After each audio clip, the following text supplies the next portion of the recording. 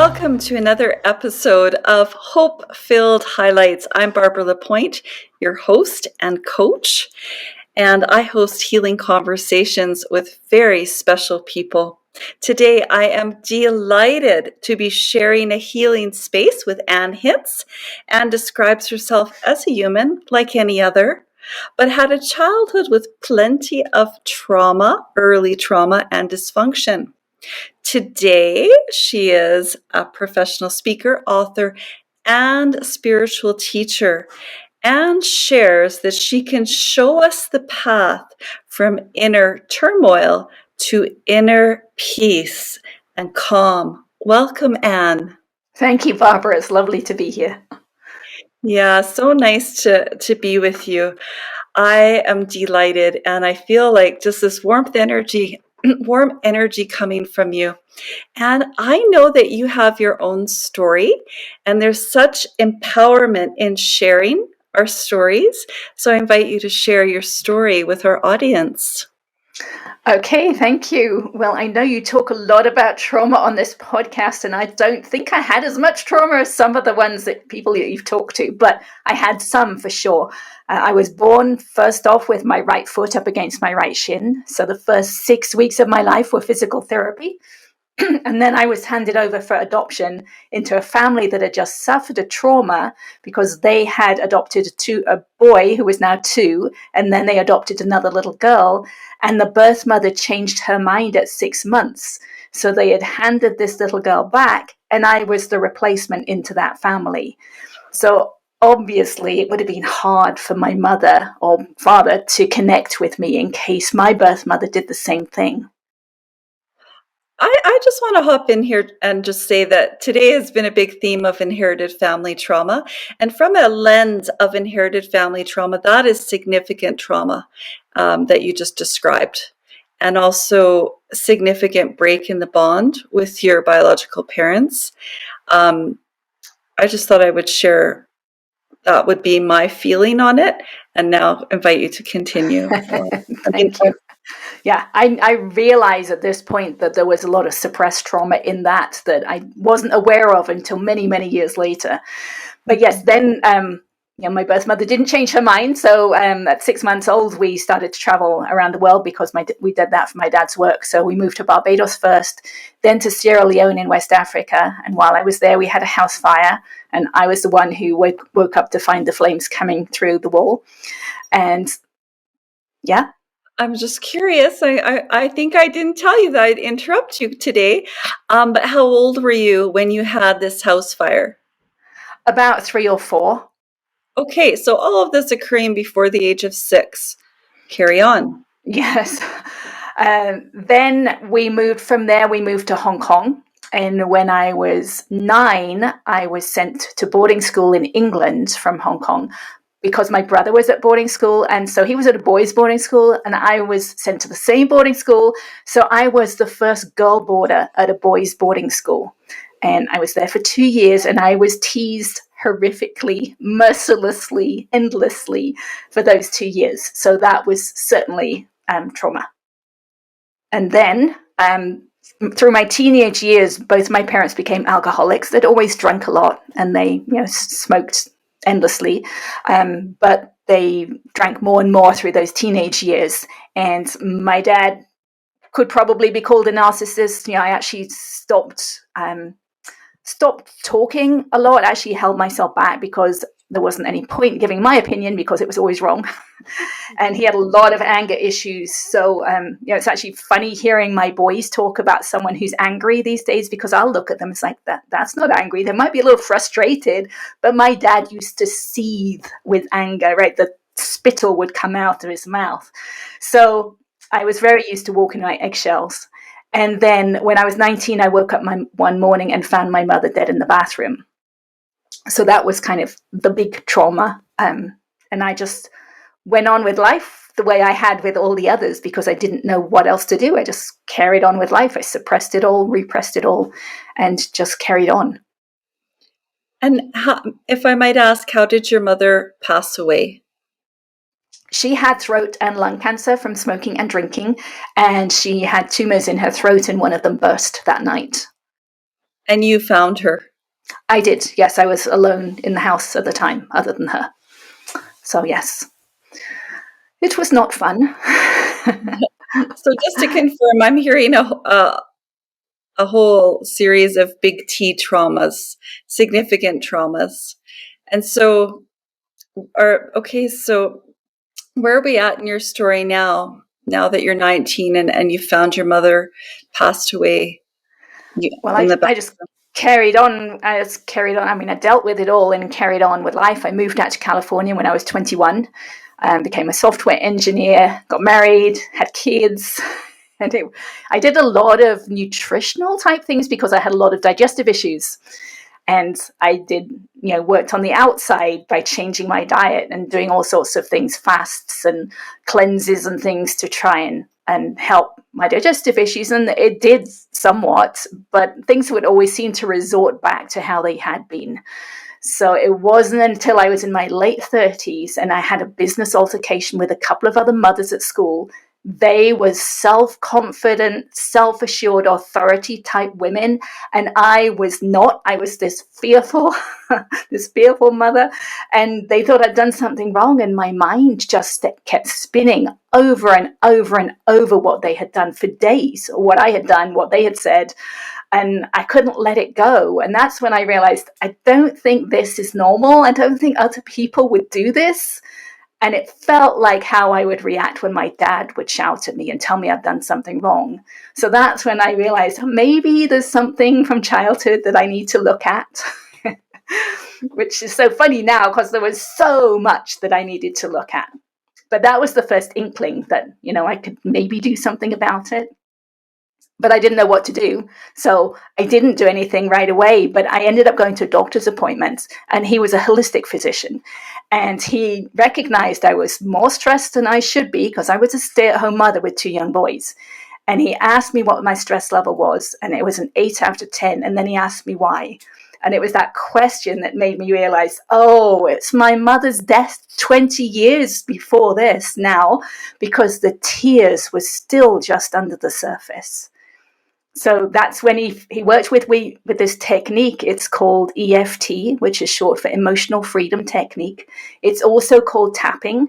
So he tapped with me for about 15 minutes on my mother's death. And I walked away from the appointment being able to tell the story in my mind without the tears there anymore. And to me, that was a huge shift.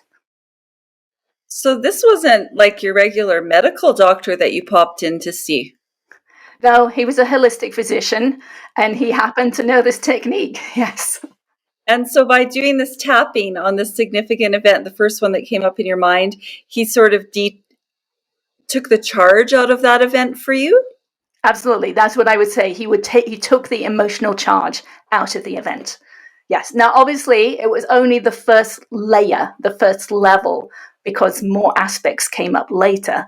But at the time, it was a huge relief. And I knew that more aspects, more details of the events would come up over time. And they did.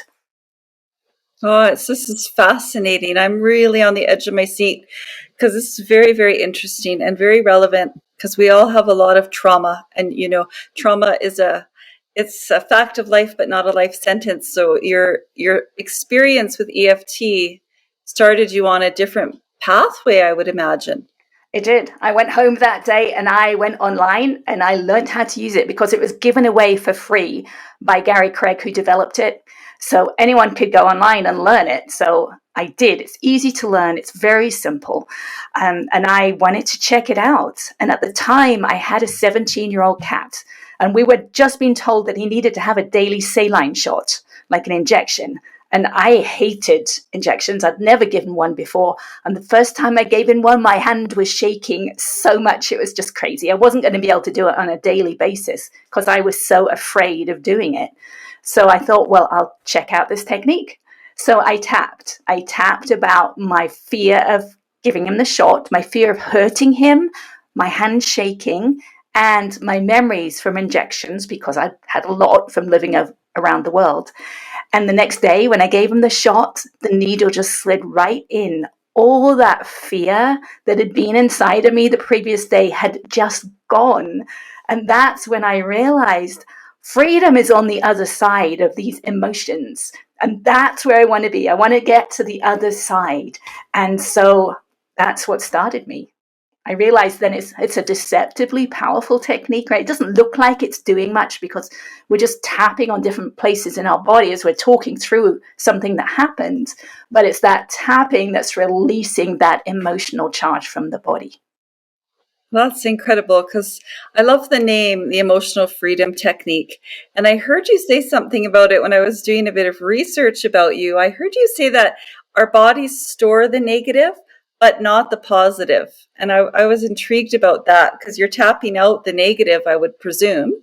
Right. That's one of the key points about EFT is like we're talking through the negative. We're allowing those emotions, those memories that have been suppressed, we're allowing them to be felt. And EFT, it is. We're working on the negative. So if we're feeling angry, that's what we're accepting. It's like, I'm feeling angry and it's okay. Or if we're feeling frustrated, or if we hate something, or we hate ourselves. I got to the point where I tapped on that phrase, I hate myself, for several hours over a period of weeks, possibly days for sure. Once I got to that place, now I wouldn't suggest someone does that to begin with, unless that's the thought that comes up. But when I could fully accept that and tap on it enough, it just becomes words, right? I hate myself. It's a series of words. It has no energetic connection to me anymore. And that's freedom. That really is freedom. And this, what I'm about to say next, may hold, it may be relevant for you, it may not be. But I find it interesting that we started off the story with you having some digestive issues earlier in your life. And then one of the things you tapped was, I hate myself. And a lot of times, like if you have an eating disorder, for example, I'm not saying you did, but just generally speaking, a lot of times that can be connected to emotions of extreme self rejection or extreme self hatred. And so it's interesting how we have these emotions and they manifest in our physical bodies. They're so, I mean, they're connected. To me, they're one and the same, right? So what I did is I started tapping up during the day. When I felt emotional during the day, I would notice, which in itself is a big step, to actually notice when we're becoming emotional instead of getting caught up in the emotions.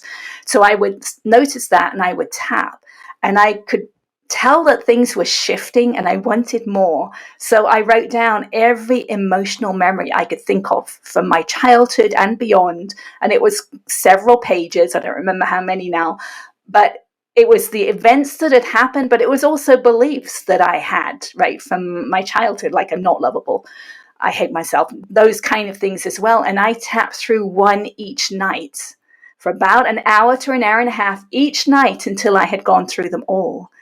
And I found that my mind was becoming quiet. I was becoming less reactionary, which was so nice.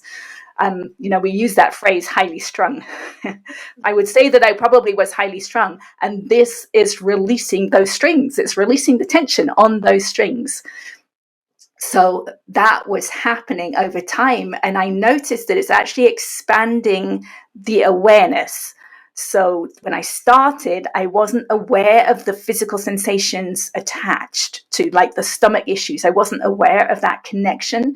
But as I did more and more, I started to become aware of the physical sensations underneath the emotions, right? So I lived in fear a lot. And now I became aware that fear is tension right across my solar plexus and my stomach area, right? So then I could connect the digestive issues, with those feelings. Yeah, it's something I've been thinking. It's fascinating what you're saying, because it's amazing how much fear we can actually hold in our bodies. And, like, just to notice, how much fear am I holding in my body right now? And you're describing it too as a tension, like noticing where tensions are in your body. Um, so let us suppose that you noticed a sensation or a tension, an area of tension across your digestion. What would you do? Would you sit with that, or what happens after you notice that? Right. So once I got to this point where I could notice, right, because earlier on I couldn't have done that. So it takes some work for some people. Some people would be aware of this already, right? There are some people who have this awareness already, like the empath type person might already be aware of these physical sensations. I could not have done this at the beginning. But at this point, when you're aware of the physical sensations, I taught myself, it sounds so simple to say the phrase, feel your feelings, but I had to learn how to do it. And I suspect most of us do because we've suppressed them for so long.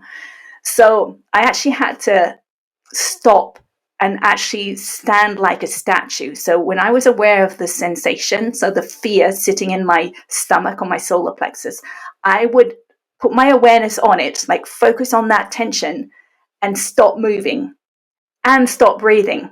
I wouldn't take another deep breath because if I did, I would lose it. I would lose that concentration. So I would stop breathing right where I was and then hold myself still and focus on that tension. And I would talk to it. It's like, I can feel you fear. I can feel you sitting right there in my solar plexus. I just want to allow you to be felt. I don't want to suppress you.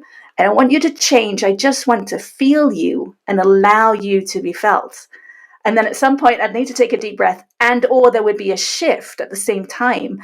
And that tension would dissipate slightly, and then I would think the thought again, this fearful thought, and feel it again. Now, it might have shifted somewhere else, this tension, or it might have just diminished slightly, but I would do it again, hold myself like a statue, talk to it, allow it to be felt. And I would do it over and over again with the same thought until that feeling, that physical sensation, that fear sitting in my stomach had dissipated. That's incredibly powerful. And it's powerful because you were doing this to yourself, with yourself. Like you're doing this process with yourself. And so meaning you're healing yourself. And then second of all, I can only imagine when you were going through this process that when you were talking to your fear, allowing it a space to just be heard and seen, I can imagine you were doing that in a very self-compassionate way. Yeah, no, people have said that to me over time, and they've said, well, maybe could it be called like loving? Could you be say that you're loving it? And it's like, no, I've actually gone and felt inside. It's like, well, if I try and love it as opposed to accept it, is there any difference there? And there is. To me, in my experience, loving it does not let it go. It's the full acceptance, just allowing it to be. Because in trying to love it and trying, right, just the word with the word try there, and trying to love it, you're not necessarily just allowing it to be. And I just want to allow it to be whatever it is. I want it to be felt and to be acknowledged. And as soon as it's felt or acknowledged just for the way it is, then that's a shift. Important clarification you just made. Thank you, Anne. Yeah. You're welcome.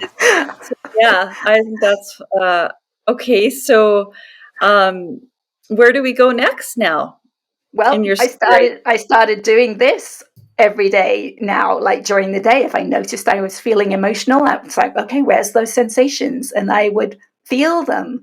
And then at night, instead of tapping, because I'd already worked through my childhood, I would lay on the sofa and I would work through more collective traumas, like 9/11. Right now we've got the war in Ukraine, right? We could feel all those physical sensations, all those emotions that those thoughts and memories bring up inside of us, because we all have our own individual experience of that, right, of those traumas.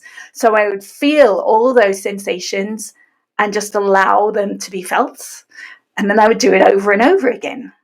So this is like the second step. And the whole time I'm doing this, right, the months that go by, life gets better, right? My burden is being released. I'm feeling lighter. Things are improving. And it feels really good to release tension that has been stored for decades. So I kept going. And at some point, I noticed that I could actually put my awareness inside my body after that tension had released. Like after the fear had gone out of my stomach, I could still put my awareness inside my body, which is really weird to even try and explain because I had never heard of it before. So the only way I can try and explain it is, imagine you have a toothache or a stomach ache. You can feel where that pain is coming from.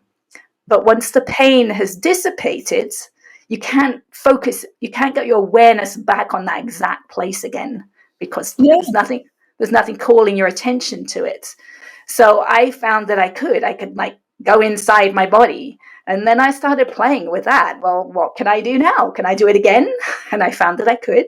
And then I started to move my awareness around inside, and I could find tension or no tension. So I would find a place that had tension. I would hold my awareness on it and just accept it, allow it, and it would shift. And then I would do it again and again and again, now at a deeper level than I was doing with the sensations and with the tapping. And over time, it would just shift. And it took many, many months, but eventually I could actually put my awareness inside my head, which was eye-opening to me because I had so much pain and tension inside my head. It was unbelievable to me that I had lived 50 years without being aware of how much pain and tension was inside my head. So I started working on it a little bit at a time. Like I could only focus, I had so much pain in this left cheek. I could only focus on it for like a second or two to begin with. But I would just do it over and over and over again. And at some point, I actually heard and felt something release, which again was another kind of scary part of the journey. But I looked it up at that point. I realized it's an adhesion in the connective tissue that was releasing.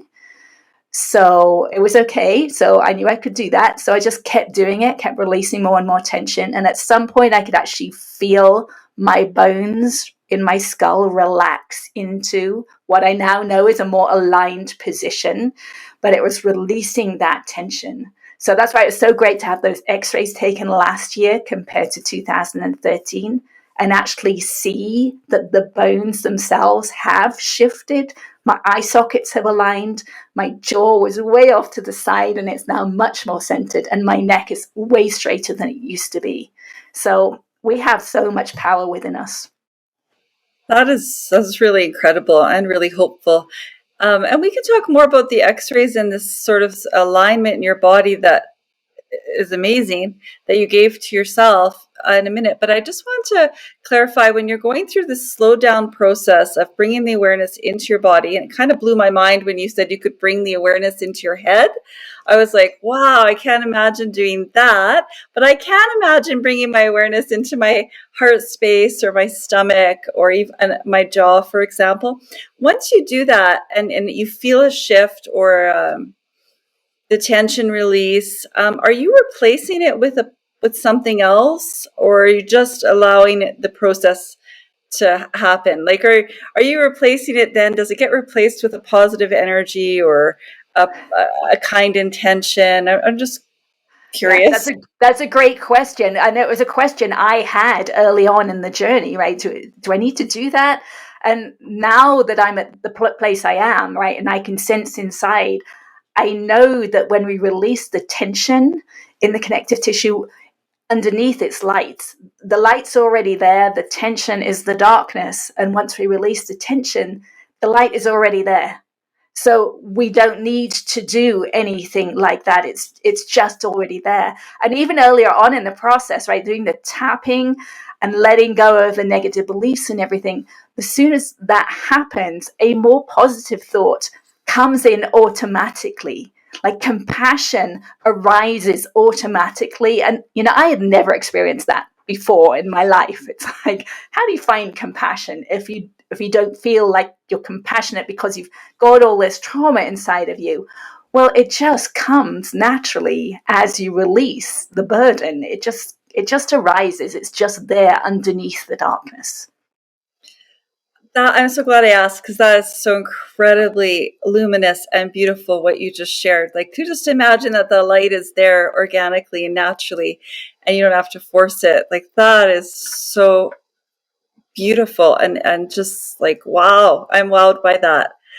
One of the things to know about EFT, right? There's so many videos online about EFT now, so many practitioners out there, but a lot of them have moved towards the positive, right? They're trying to tap in the positive, but EFT is so powerful in releasing the negative. I don't think we need to tap in the positive. Now, when you tap on something positive, it will bring up resistance inside of you to thinking that positive thought, and it will release that resistance. So there are some benefits to tapping on the positive, but the power to me is actually going down the neural pathways, the negative neural pathways that we already have inside of us, and letting that tension go. Yeah, that's so exciting to imagine that we could spend time doing this process, and then open up new neural pathways for ourselves, and then have the new neural pathways for self-compassion, instead of self-critical brain, for example. That's so neat. I do need to clarify and ask, because this question's coming up. What is the difference between emotional freedom tapping and EMDR, which some people might be thinking in the audience, because most people know what EMDR is, I would imagine, and you might not know. But is it? I've not experienced EMDR myself, but it has a very similar effect. But I believe, from what I have heard, that EFT is so easy to do by yourself. Right? I went through this whole process without actually having to pay anyone anything. It was my own work, and I could do it just whenever I wanted, anytime, for free. Yeah, that's pretty radically liberating thought, that we can do it for free and that we are our own healer. And you describe this as a journey into the body. Absolutely, right? Because I can now put my awareness inside my body. I'm working in my tooth roots. I'm letting the tension go in my tooth roots, in my palate, in my cheekbones, in my jaw. Yeah. Yeah, so it's so resonating with me. I've often talked, like in my practice, like when I describe my own divorce.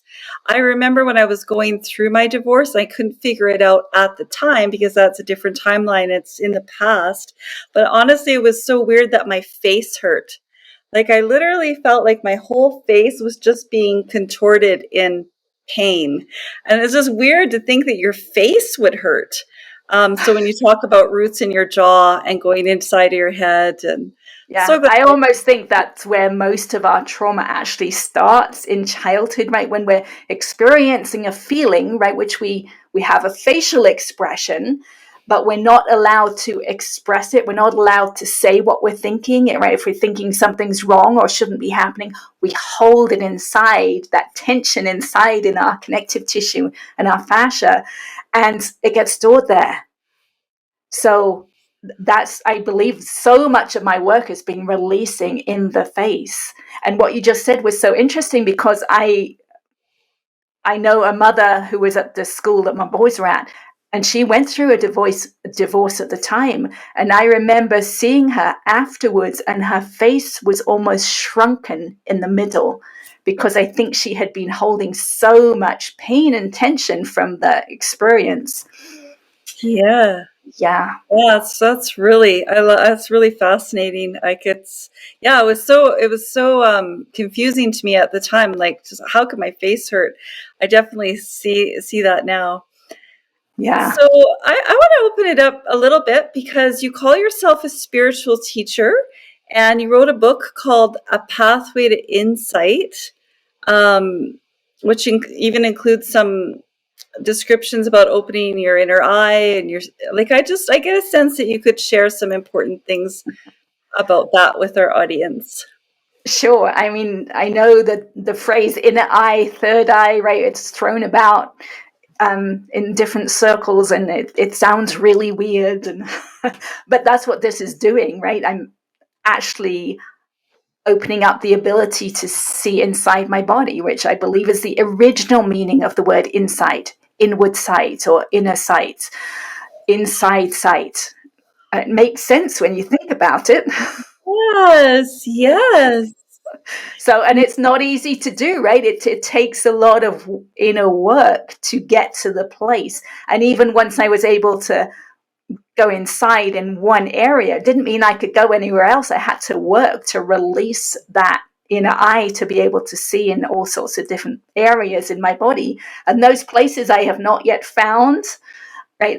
I'm not yet open to, I haven't been shown them yet. I'm not ready to release that yet. And there are places I cannot move my head, my neck in certain orientations, certain perspectives, which I know means that I cannot see from certain perspectives yet.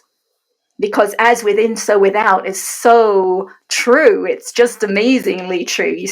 And you see that more and more as you do this, right?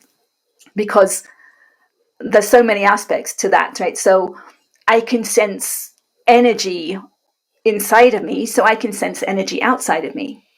I'm more balanced inside of me, so I'm more balanced emotionally and physically outside of me. There's just so much to that, which are essentially spiritual principles. Yes, absolutely. And I guess what I keep hearing too, those are spiritual principles. And as you're saying this, I'm hearing, we live in this beautiful galactical light-filled universe, and that's the macro. And then our whole body is its own universe as well. It is, and we don't see most of it, right? We can't see it. We can't understand it because we don't know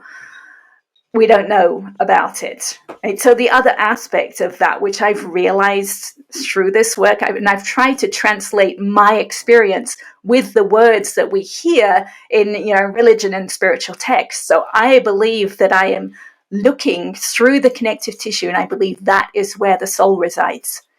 Right? So I believe this work is releasing the soul in the body, making it more comfortable in the body. And I think when it's more comfortable in the body, it will be happier to hang around for longer because there's nothing pulling it. Because I believe once we get really uncomfortable in the body, that's when it will decide to leave. So, yeah, you following me? Fascinating. Kind of. Yeah, I am. And not just serious, not to bring density to the conversation, but when you think about all of the afflictions and physical afflictions that people are dealing with, COVID, being overweight, eating unsoulful food that's not packed with nutrients, fast food, cancer, diabetes, addictions, afflictions. Like we struggle with a lot in our human suffering, and here you are offering us this emotional freedom technique. And now you're telling me that the soul is just more comfortable in the temple. If the temple's relaxed, like, you're blowing my mind. I'm just like, oh, this is it's all connected. It's all connected, right? So to me, that's what my story has shown me. It's like the emotion, the mental, the physical, the spiritual, it's all connected and it's all one. And it's those adhesions in the connective tissue, right? To me, that's the ego. That's how the ego is shown through us. We tune into spirit. And if that signal is distorted by the adhesions in the connective tissue, by the tension, by our past history, that distorts the signal from spirit, and that's the formation of our ego. So as we let go of these distortions, of this trauma, of this tension in our connective tissue, then we're going to tune into spirit much more easily. Oh my gosh, that's truly deep. I mean, I just sound so, mentally stunted right now, but and that's incredible what you just shared, because so often we feel like we want to connect with a higher spiritual force, connect with our higher selves, connect with our ancestors, but yet we feel such a density and we can't seem to do it. So oftentimes we're listening, and we just, we feel alone in the world, or blocked, right? So Right. imagine, it, yeah, So this that's releases the density, right? That's one of the things on my journey. I feel so much lighter. I remember feeling so heavy and so dense in my 20s and 30s, but now I just feel lighter, which is so nice. yes, yeah, that is beautiful. That's an amazing journey. I, hmm. Yeah, well, I want people to know there's so much more to life than we think. When I started this journey, I mean, I had no idea where it was going to lead, but my life was so different. I lived in fear. I had this mind that was busy all the time, and I didn't know there was so much depth to life that I know there is now, right? Because even sound, right, I was saying before we started, I went to a sound bath yesterday, and I can feel the sound vibrations go right through my body, right? And I know when I started like 10, 20 years ago, if I went to a sound bath, then I would have just heard the sounds with my ears. I wouldn't have been able to feel them in my body, right? So if I'm even feeling sounds and voices and music at such a deep level, right, there's just so much more depth to life. Mm-hmm. Yeah, I guess that's something that we can, touch on and even reveal in our podcast today. I just feel like, wow, like, yeah, depth is one way, and people, some people might not experience celestial light or just being, lighter. Just how beautiful it can be if you start this journey into your body. There's just so much out there in our own universe for us that is just so exciting. Yeah, I mean, so many of us have gone through such a hard time, and there are so many, teenagers and people who are thinking of ending life, right? But if they know there's so much more to life, and it just takes doing this work, it takes some commitment and some willpower to keep doing this work. But if you can then start to enjoy life, right? Start to be peaceful in the moment and enjoy whatever's happening around you, right? It doesn't need to be particularly special, right? I don't need to be rich. I don't need to, um, you know, change anything specifically. But if I can just be at peace where I am and enjoy life where I am, then why not do it? Hmm. In this present moment where you are, exactly. Now, I also, when you're describing your process, I also have to ask more from like the average, person's perspective. Like, how much time? Like, more critical question. Like, how much time does this take? How often would I do this process of tapping? 6 times a day, 6 times a week, because we're all busy and we all have our schedules and we're like, in the dense 3D realm here, like, really, and when can I get results? And you got them really quick, you were saying, but how often do we have to do this process is my question, Anne. Well, it kind of depends how much change you want, right? I was really determined to change. So I really, really wanted to change. So that's why I did about an hour to an hour and a half every night, right? Went through all my childhood. But, some people will just tap once a day for a few minutes, like at bedtime or in the morning, or when they find themselves becoming emotional.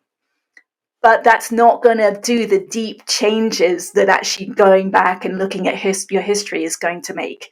That's, to me, that's where the big changes came. And so even when I was feeling the feelings and on the sofa, I'd probably do about the same, about an hour to an hour and a half each night. Now that I can put my awareness inside, and I just do it probably 100 times or more a day, just whenever. I do it when I'm at dishes, I'll do it when I'm walking, I'll do it when I'm watching TV. I can do it anytime now. But I also know how good it feels. Yeah. So I will just keep doing it because it feels really good. Darn, I'm glad I asked that question, because sometimes just entering into a process like that can seem kind of daunting, especially when you said an hour and a half at night. But I can tell you, just for anyone listening, that I've been doing a meditation for an hour and a half every night. And now after a week, I can hardly wait to like have this hour and a half to myself to do it. But then to know that you can do what you're describing all throughout the day, 100 times a day, you said, right? 6 times a day. It's really the time kind of shifts, and it becomes more possible, I would say, to Yeah, do I mean, it. it's a part of me now, right? So as you do it more and more, your awareness expands as you go. You become more aware of when you're emotional, as you go along, so then it becomes easier to do. So it's not a linear scale. To me, it's an exponential scale. So it's so much easier to do. I release so much more each time now than I did at the beginning.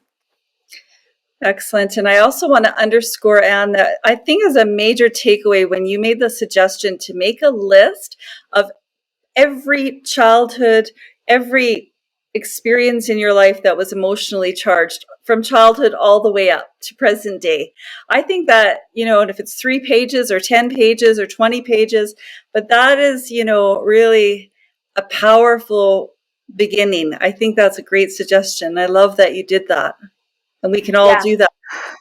And finding how you feel at each step of the way, right? So I actually had someone over here the other day, and it's like he knew he didn't want to look at this trauma.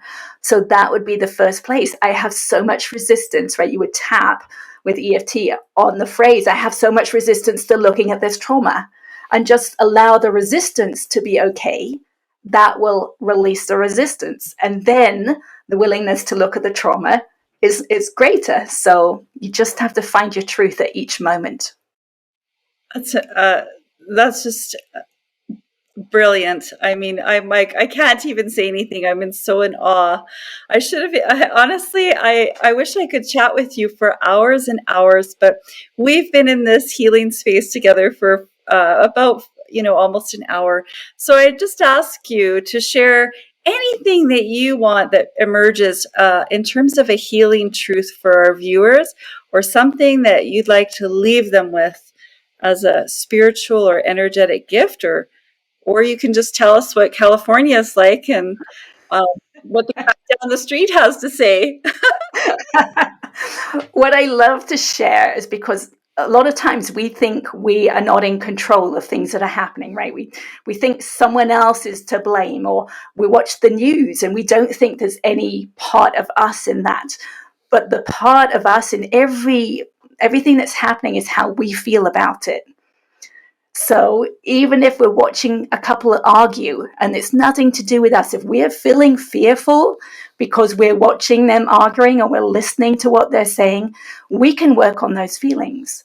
Or if we're watching the news, right, and we're feeling sad or angry or frustrated with what's happening on the news, we can work on how we feel about it.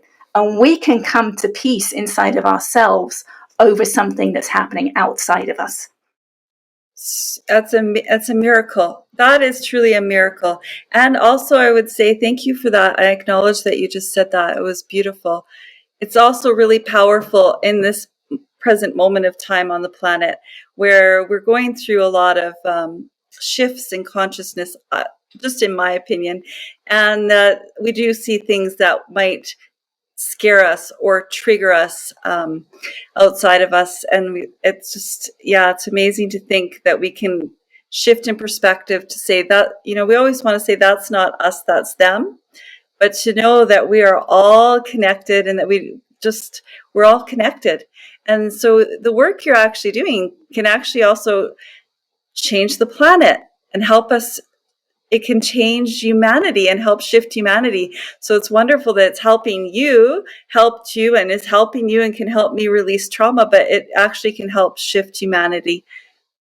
Yeah, I totally believe that. If we can come to peace inside of ourselves, that's our signal that we're emitting, and it's what we're attracting back into our future. So we just have to find when we're not at peace and do the work to bring ourselves back to peace so that we can attract peace into our future. Beautiful. I'm right back to the beginning, from inner turmoil to inner peace. And that's how I introduced you, Anna. And from that, just the journey from inside to inner peace. Thank you so much for sharing your gifts with us today. Thank you. It's been a great conversation. Good. It's nice when it's a co-creation. Hey, before you go, Anne, if anyone wanted to reach out to you personally, what's the best way to contact you? Sure, there's multiple ways. There's my website, Hince.com, and the x-rays are on there if you want to go and look at the x-rays. Mm-hmm. And I have a YouTube channel which has multiple videos on there, including an EFT demo and a Feeling Your Feelings demo. And I have a public Facebook page that I'm happy to interact on. I love explaining things there. And of course, I have my book, A Pathway to Insight, which goes through all the steps that I went through. And someone else can do that too. I'm so inspired.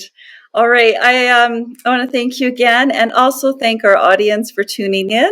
I'm Barbara Lapointe, your host for the Healing Broken Families podcast. And today was a hope-filled highlight. Wishing everyone out there today expanded consciousness and deep love and inner healing. Until next time, I'm Barbara Lapointe.